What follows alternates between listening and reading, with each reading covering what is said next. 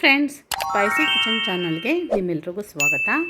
ಇವತ್ತೊಂದು mutton green ಕರಿ ಮಾಡೋಣ. ಅದಕ್ಕೆ ಬೆಳ್ಳುಳ್ಳಿ ಶುಂಠಿ ಪೇಸ್ಟು ಮತ್ತು ಮೆಂತ್ಯ ಸೊಪ್ಪು ತೊಗೊಂಡಿದ್ದೀನಿ. ಒಂದು ಹಿಡಿಯಷ್ಟು ಮೆಂತ್ಯ ಸೊಪ್ಪು ಮತ್ತು ಒಂದು ಹಿಡಿ ನಾನು ರುಬ್ಬೋಕೆ ಹಾಕ್ತೀನಿ. ಇದು ಒಗ್ಗರಣೆಗೆ ಹಾಕೋಕ್ಕೆ ಸುಮಾರು 2 kg ಇದೆ ಮಟನ್ನು. ಇದರಲ್ಲಿ ಬಿರಿಯಾನಿ, ಫ್ರೈ 2-3 ವೆರೈಟಿ ಮಾಡಿದ್ದೀನಿ. ಹಾಗಾಗಿ ಇಷ್ಟು ತೊಗೊಂಡಿದ್ದೀನಿ.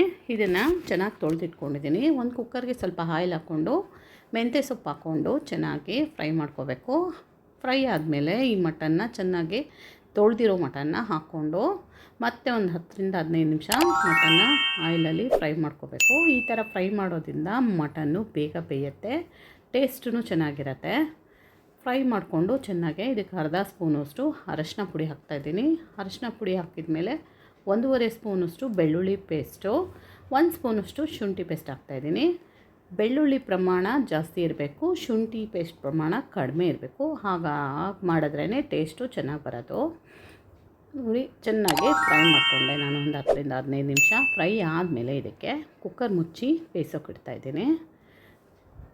ಇದು ಬೇಯಲಿ. ನೋಡಿ, ವಿಸಿಲ್ ಬರ್ತಾಯಿದೆ. ಬೇಯೋಷ್ಟರಲ್ಲಿ ಒಂದು ಮಸಾಲ ಮಾಡ್ಕೊಳ್ಳೋಣ.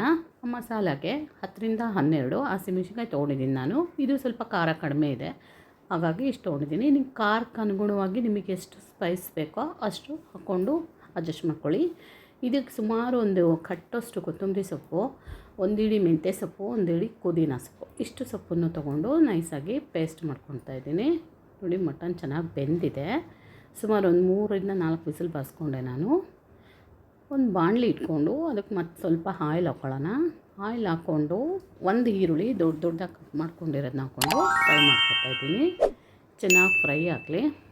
ಫ್ರೈ ಆದಮೇಲೆ ಇದು ರುಬ್ಕೊಂಡಿದ್ದು ಪೇಸ್ಟನ್ನು ಇದಕ್ಕೆ ಹಾಕ್ಕೊಂಡು, ಅದು ಹಸಿದು ಹಾಕಿರೋದ್ರಿಂದ ಫ್ರೈ ಮಾಡ್ಕೋಬೇಕು ಎಣ್ಣೆಯಲ್ಲಿ. ಇದು ಒಂದು ಅರ್ಧ ಸ್ಪೂನು ಬೆಳ್ಳುಳ್ಳಿ ಶುಂಠಿ ಪೇಸ್ಟ್ ಹಾಕ್ತಾಯಿದ್ದೀನಿ. ಆಗಲೇ ಹಾಕಿದ್ದೀನಿ. ಈಗ ಸ್ವಲ್ಪ ಸುಮ್ಮನೆ ಟೇಸ್ಟಿಗೆ ಹಾಕಿ ಈ ಮಸಾಲೆನ ಚೆನ್ನಾಗಿ ಆಯಿಲಲ್ಲಿ ಸುಮಾರು ಒಂದು 10-12 ನಿಮಿಷ ಫ್ರೈ ಮಾಡ್ಕೋಬೇಕು. ಈ ಸೊಪ್ಪೆಲ್ಲ ಹಸಿದಾಗಿರೋದ್ರಿಂದ ಚೆನ್ನಾಗಿ ಫ್ರೈ ಮಾಡಿಕೊಂಡ್ರೆ ಟೇಸ್ಟು ತುಂಬಾ ಚೆನ್ನಾಗಿರುತ್ತೆ. ನಿಮಗೆ ನನ್ನ ವೀಡಿಯೋಸ್ ಇಷ್ಟ ಆದರೆ ಪ್ಲೀಸ್ ಲೈಕ್ ಮಾಡಿ, ಶೇರ್ ಮಾಡಿ, ಸಬ್ಸ್ಕ್ರೈಬ್ ಮಾಡ್ಕೊಳ್ಳಿ ಫ್ರೆಂಡ್ಸ್.